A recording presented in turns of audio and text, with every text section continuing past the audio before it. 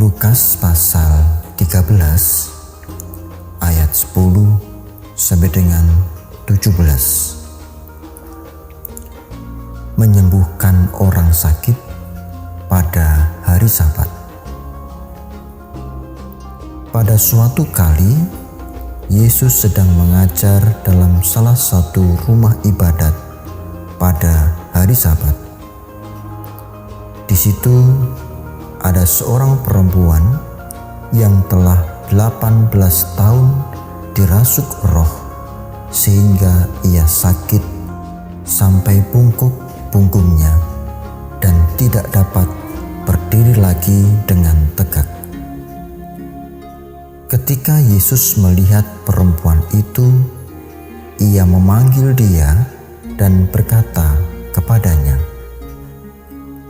"Hai ibu, penyakitmu telah sembuh."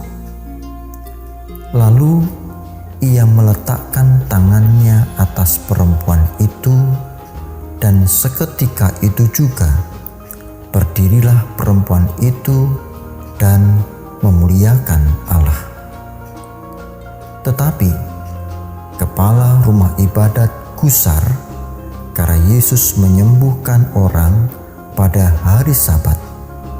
Lalu ia berkata kepada orang banyak, "Ada 6 hari untuk bekerja. Karena itu datanglah pada salah satu hari itu untuk disembuhkan, dan jangan pada hari Sabat." Tetapi Tuhan menjawab dia katanya, "Hai orang-orang munafik, bukankah setiap orang di antaramu melepaskan lembunya atau keledainya pada hari Sabat dari kandangnya dan membawanya ke tempat minuman? Bukankah perempuan ini yang sudah 18 tahun diikat oleh iblis harus dilepaskan dari ikatannya itu, karena ia adalah keturunan Abraham?" Dan waktu ia berkata demikian, semua lawannya merasa malu, dan semua orang banyak bersuka cita karena segala perkara mulia yang telah dilakukannya. Amin. Berbahagia setiap orang yang mendengarkan firman Tuhan dan menghayati. Haleluya.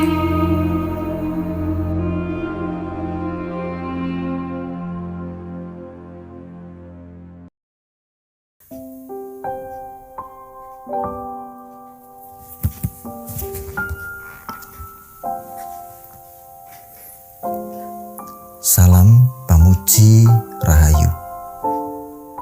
Bapak, Ibu, Saudara, dan anak-anak yang dikasih Tuhan, salam sehat untuk kita semua, tetap semangat.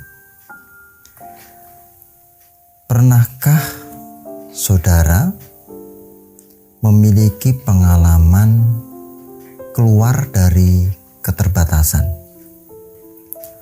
Maksud saya, secara sadar kita punya batasan ya mungkin di angka 10. Tetapi dalam kejadian itu ternyata kita bisa mampu lebih dari itu, 20 misalkan. Nah, pernahkah memiliki pengalaman seperti itu, keluar dari keterbatasan? Ya mungkin ketika mengalami kesuksesan, keberhasilan di studi, pekerjaan, atau hal yang lain. Sesungguhnya pertanyaannya bukan soal apakah kita mengalami pengalaman itu atau tidak, tapi bagaimana kok bisa keluar dari keterbatasan. Dalam pengalaman hidup Anda, kok bisa keluar dari keterbatasan?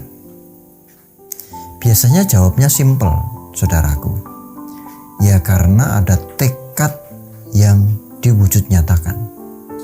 Jadi ada tekad, lalu tekad itu diwujud nyatakan. Tidak sekedar ide saja, Saya ingin ini, saya mau itu, gak sekedar itu. Ning dilakoni. Diwujud nyatakan, tekad yang diwujud nyatakan. Seperti yang saya katakan tadi, tekad itu tidak sekedar dalam hati, saudaraku. Ya, tekad itu memang harus diwujud nyatakan. Biasanya ketika orang memiliki tekad yang diwujud nyatakan, dia akan mampu melebihi keterbatasannya. Tapi saudaraku, ada hal-hal dalam kehidupan kita dengan kemampuan diri sendiri, meskipun dengan tekad yang diwujud nyatakan tadi, tetap tidak bisa melebihi keterbatasan. Nah, mari kita lebih masuk ke dalam teks yang kita baca tadi. Di sana ada kesaksian seorang perempuan sakit bungkuk. Tidak hanya setahun 2 tahun, saudaraku, tetapi 18 tahun menderita sakit bungkuk. Ia dibelenggu oleh roh jahat sehingga selama 18 tahun bungkuk. Ada 2 hal besar. Yang pertama, melihat kejadian ini, Tuhan Yesus tidak menunda-nunda penyembuhan. Ketika Tuhan Yesus melihat perempuan itu sakit bungkuk kok sudah 18 tahun, timbul belas kasihan dan memutuskan untuk tidak menundanya, namun saat ini juga ya disembuhkan. Namun tampak sekali, saudaraku, kepala rumah ibadat gusar melihat Tuhan Yesus yang pada saat itu tidak menunggu 1 hari, padahal saat itu Sabat. Tuhan Yesus melakukan pekerjaan penyembuhan. Maka ia berkata, kan ada 6 hari selain hari Sabat, datanglah di hari itu dan jangan sekali-sekali melakukan pekerjaan penyembuhan di hari Sabat. Tampak ini sangat logis. Tidak bisakah menunggu 1 hari saja? Pikiran seperti ini memang rasional dan wajar. Dan pasti banyak orang berpihak kepadanya. Benar, kenapa kok gak menunggu 1 hari saja? Apa susahnya sih? Kita punya waktu 7 hari, 1 khusus untuk Tuhan. Apa susahnya sih menunggu 1 hari? Bagi kepala rumah ibadat itu memungkinkan. Tetapi bagi Yesus tidak. Tidak bagi Yesus. Saat itu juga perempuan itu harus disembuhkan. Sudah 18 tahun dibelenggu oleh iblis. Saat itu juga tidak boleh ada penundaan. Harus sembuh.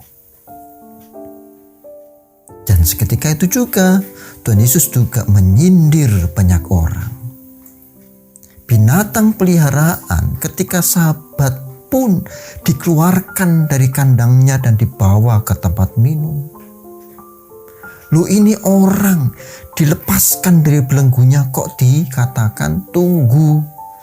Sudah 18 tahun. Maka benar apa yang dilakukan oleh Tuhan. Wong binatang saja dibebaskan kok dari kandangnya meskipun Sabat. Loh, ini manusia. Sudah 18 tahun terpenjara oleh belenggu iblis. Tidak ada penundaan. Itu yang pertama. Kemudian yang kedua. Nah, mari perhatikan hal kedua ini. Saudaraku, menarik. Penyembuhan yang dilakukan oleh Tuhan Yesus kepada perempuan itu membuka perspektif baru. Nah, ini yang saya maksud.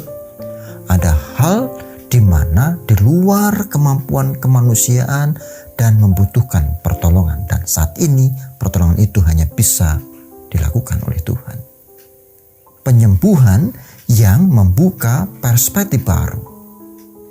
Begini, orang bungkuk akan cenderung melihat segala sesuatu dari sudut pandang yang terbatas. Tidak percaya? Silakan bongkokkan badan Anda. Dan bongkok itu saudara bisa sampai 45 derajat. Bongkok begini.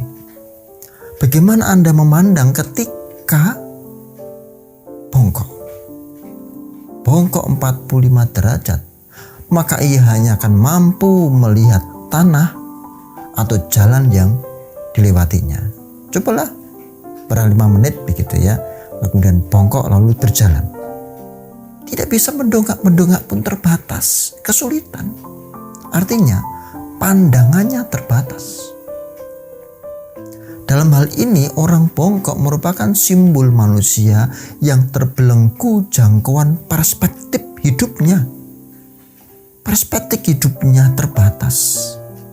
Mereka tidak mampu menangkap dan menafsirkan realitas kehidupan secara utuh dan luas. Maka seperti ini harus disembuhkan. Lihat, perempuan bongkok ini yang tadinya mengalami pembatasan perspektif hidup, cara pandangnya terbatas, kali ini mengalami pertolongan Tuhan. Sehingga ia keluar dari keterbatasannya. Yang semula cara pandangnya terbatas, hanya bisa melihat ke bawah, sekarang pandangannya luas. Perspektif hidupnya menjadi lebih luas.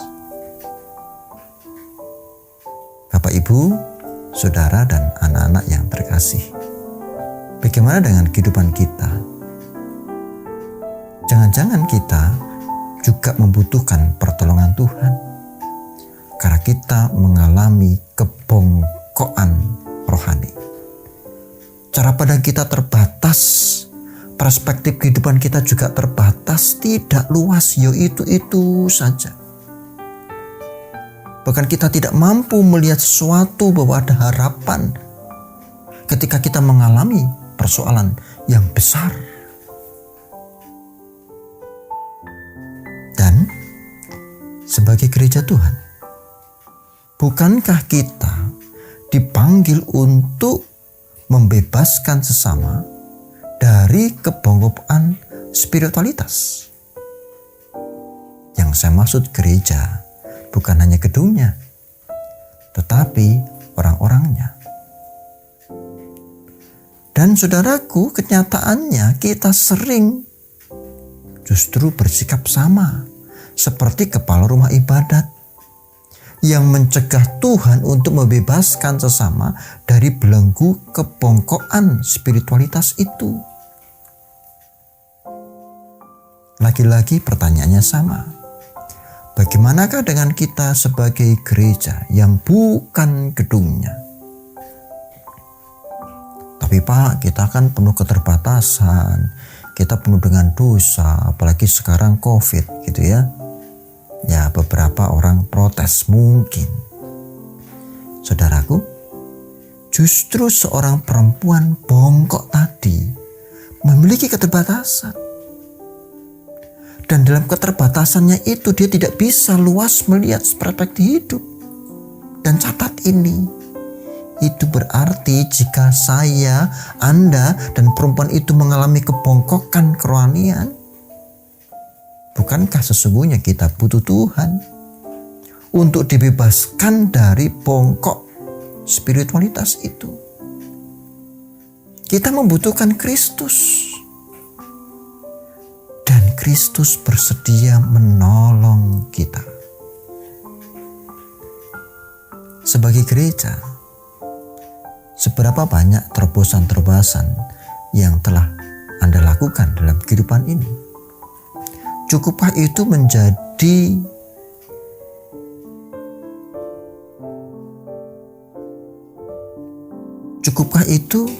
memenuhi panggilan sebagai gereja Tuhan? Mari kita refleksikan firman ini, saudara. Jangan menjadi gereja yang bongkok secara spiritualitas. Kenapa? Karena ada Kristus. Justru jadilah gereja-gereja yang memberantas kebongkokan spiritualitas. Amin. Mari bersama-sama kita berdoa. Tuhan yang kudus dan setia, kami bersyukur pagi ini Tuhan mencerahkan kami, memberikan firman bahwa Tuhan bersedia menolong kami, anak-anak-Mu yang mengalami bongkok spiritualitas, yang mengalami keterbatasan. Kami sadar ya Tuhan, ketika kami terbatas sehingga kami membutuhkan pertolongan-Mu. Kami mohon, tolong kami ya Bapa. Kami percaya Tuhan hadir. Dan kami juga berdoa masih di masa pandemi saat ini. Kiranya Bapa, Tuhan memberikan kasih. Meskipun PPKM sudah mulai landai, masuk level 2. Kiranya Tuhan senantiasa ada bersama dengan kami.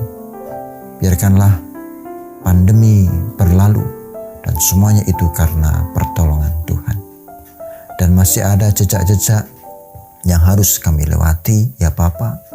Pemulihan ekonomi, pemulihan kesehatan, dan juga relasi dengan banyak orang. Kami mohon penyertaan-Mu. Kami percaya Tuhan menolong. Izinkan kami melanjutkan hidup kami bersama-Mu, ya Bapa. Di dalam nama kudus Kristus Sang Penebus, kami berdoa dan bersyukur. Amin. Salam Kailujengan.